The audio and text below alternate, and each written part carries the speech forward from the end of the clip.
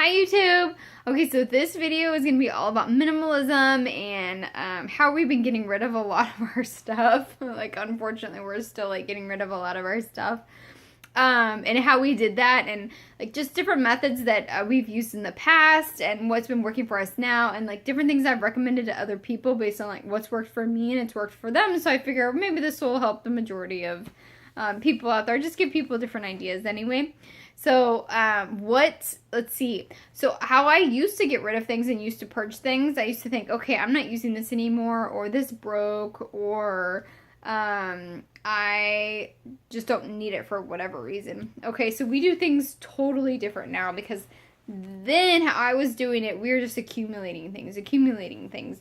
You know, it's just making us unhappy because we were just getting too much stuff. Stuff that we weren't using, stuff that wasn't making us happy. You know, we had things that were like, we might need this in the future and we're just holding on to it for maybe, might, but we don't live in that kind of society anymore. Okay, there's a lot of things that, yes, you should keep because you might need it in the future, but there's so many things that you don't need to keep, okay? And let me give you one example is cords from old appliances that you don't have anymore. When you buy a product, there's a special kind of cord for that. And a lot of times, because of the way the technology is changing, you need to use that specific cord for that appliance or whatever it is, cell phone, whatever. So it's just so totally pointless to keep the old cords. Like, you don't need them. Get rid of them, you know? Okay, so here's so before we moved, I started to get rid of a lot of things, or I felt like I was getting a lot of things. I went through over 2 carloads, like donating things, giving them away, you know, posting them online for people that were, you know, things that are like nicer and bigger that I felt like, oh, someone, if they could get this for free, that would just really benefit like one person, you know. Like I had some baby stuff that people had given me, but then I had multiples of them, and so like those baby walkers, for example, you know, they can be almost $100, anywhere from like $50 to $100. So I thought, you know, a new mom might really appreciate getting like a bunch of baby stuff. So I would put that online for free because someone gave it to me, you know. So what the purge, my husband calls it the purge. So our purging system, or our like minimalist new lifestyle or whatever. So what we have decided to do, and this has been over the course of time, but then real recently we just moved, and now we're being like really, really serious about this is how we are like purging our stuff, okay, get rid of our stuff, like living a more minimalist lifestyle.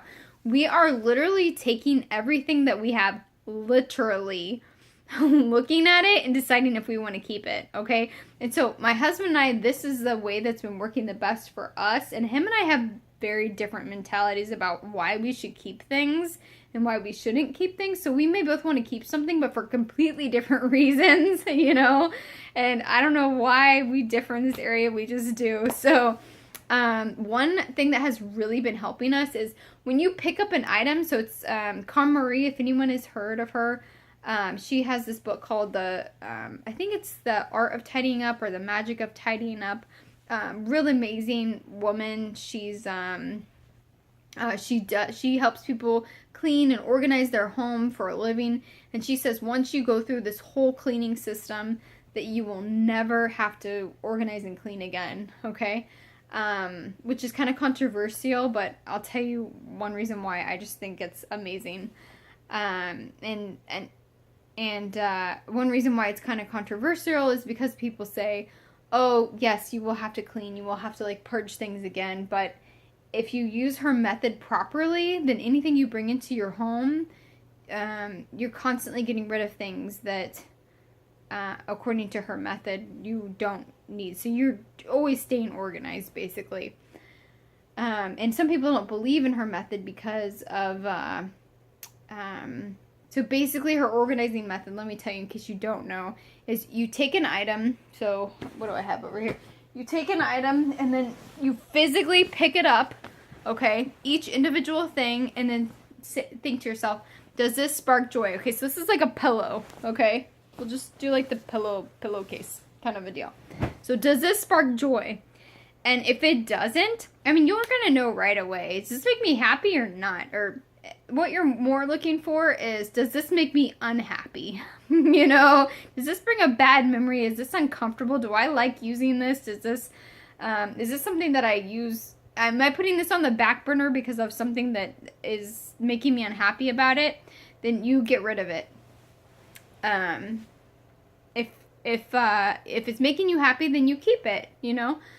So there's a whole bunch of, you know, there's a lot that encompasses that, and definitely check out, you know, her book, and I just think her stuff's very interesting. She even teaches you how to organize the things that you do have, down to literally folding your clothes, and her whole thing is putting all the same items, for example, all of your clothes from all over the house in one area, and then go through them. For us, I kind of feel like that's a little bit, it's really, really difficult because of like how much stuff we do have. And it would just take so much time to even just do the clothes, you know, take all the clothes. So we kind of did it in sections, and then when we moved, we are basically doing it again. So, because we have a different mind frame, I guess, like, once we moved. I don't know. It's working for us. So anyway, so that's what we've been doing. So we literally have been going to, we like got rid of all the boxes and just unpacked literally everything. Didn't put anything away, and went through everything and said, you know, do we need this? Do we want this? Do we use this? Basically, does this spark joy? Okay, so I'm gonna give you one example of this popcorn maker that we have. So we have this popcorn maker, bought it several years ago. When we first bought it, we both loved it. It was fun. We actually bought the same popcorn maker for friends and family members of us because we just loved it so much.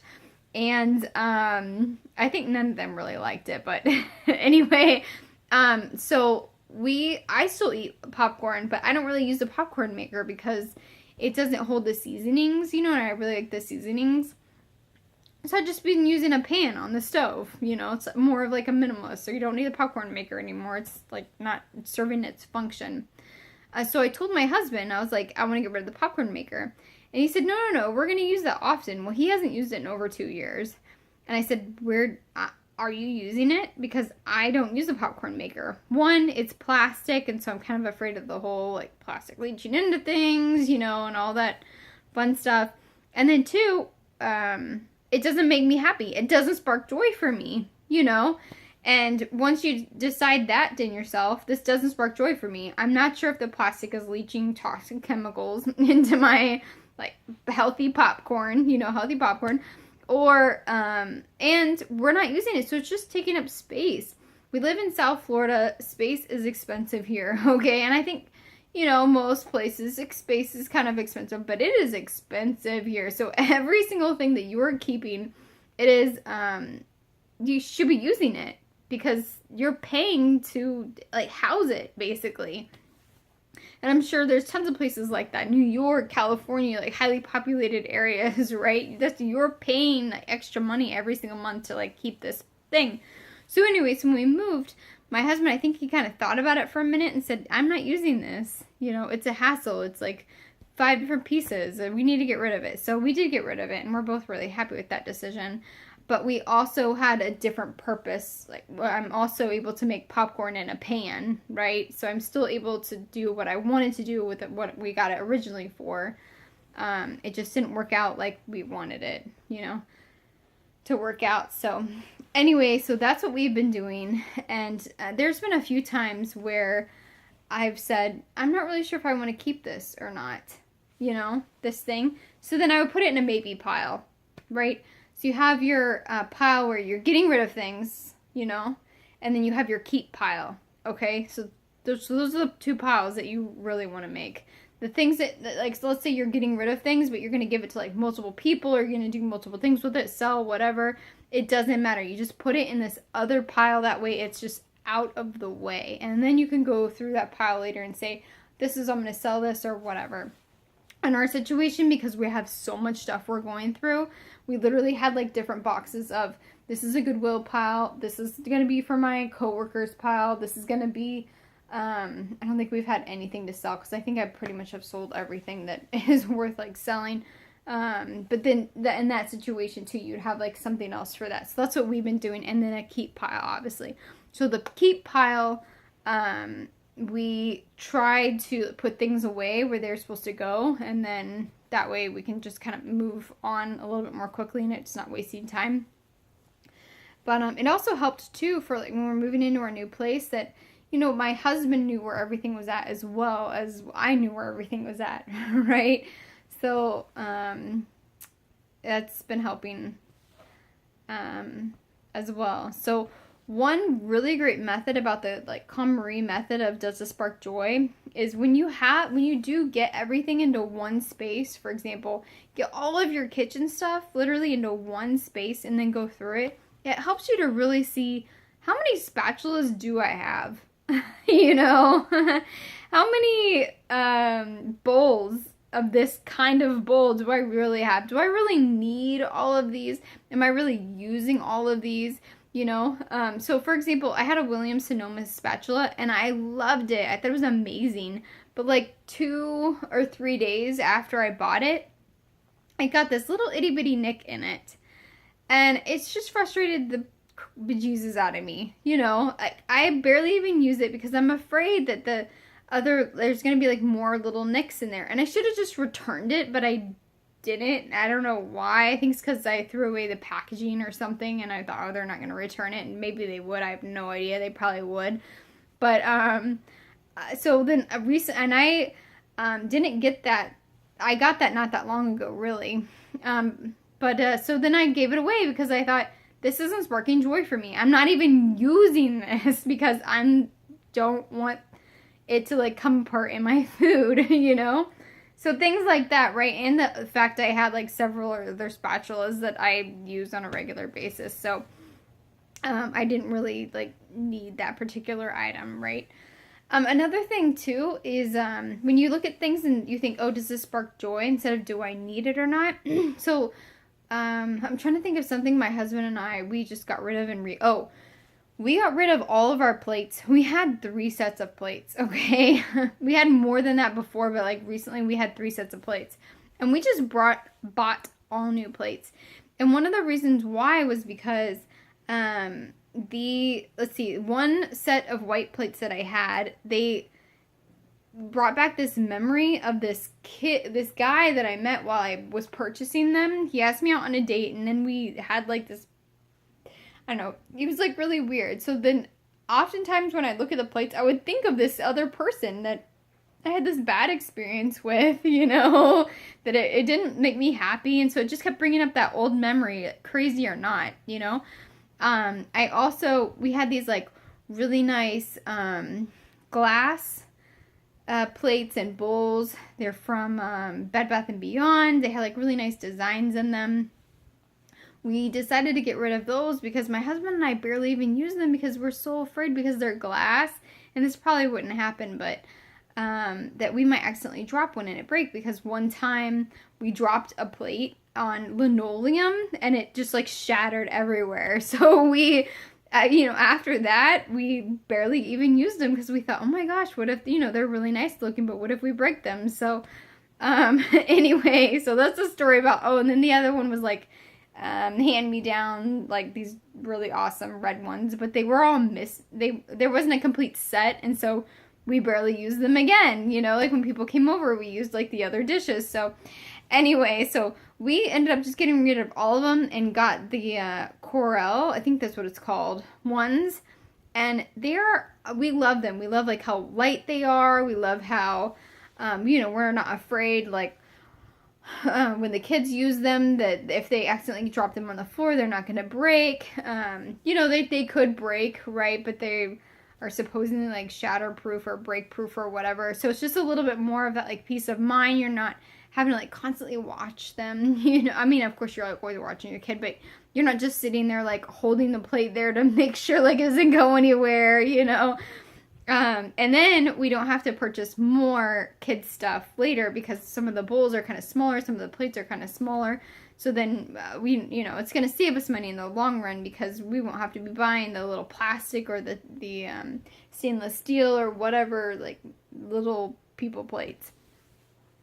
And we'll have like exactly what we want, like the type of bowls that we want. You know, like my husband had like certain types of spoons that he was using because he liked these kinds of spoons over other types of spoons, but they were like mismatched because we didn't have a complete set of that type of spoon that he was really liking. So anyway, so that's what we just did. Like it gets to the point where you are just frustrated with the stuff that you have, you know, and to purchase certain new things doesn't cost that much. And if you can afford, like cordon wear, for example, you can get that. So it's an older brand, but you can buy it in separate times. You don't have to get everything all at once if you don't want to. The like $500 bundle or whatever, you can get like like let's say you're single, you can just get one simple set and then just add on throughout the years if you wanted to. So that's one thing I really like about them. Or you can find really good bundles, like certain times a year they have like really good deals, things like that. So if you know kind of what you want and then like look for it, then it could be a really great thing. Let's see. Another thing, like, my husband and I got rid of was one of our pans. Like, one of our main pans we cook with all the time. It had a little scratch on it, but my husband would get so mad about it that it had this little scratch on it because he was so afraid that would, like, the Teflon would get into the food. He wouldn't use that pan very often and would get frustrated with the other pans. So we just got rid of the pan, and then we ended up buying one that we both really liked. We actually found it at Aldi's for like less than $20, and we still have it. It's like 2 years later. So, if you're, if things aren't sparking joy for you, then think about how you can maybe not have it anymore, or start looking for those really good deals, to purchase something else. You know what I mean? Then there's so many ways to kind of have that in your brain. You can like take pictures of, oh, this is what I want, or this is what I don't want. And it can really help with your more like minimalist lifestyle too, because you're really getting things that you feel like you're going to be happy with, you're going to be using on a regular basis, and is going to last you long term. Like the coral dishes, for example. Those have last people. So I have a friend of mine that has a set. Her grandmother purchased them. I think they came out in like 1970, I think, so really not that long ago.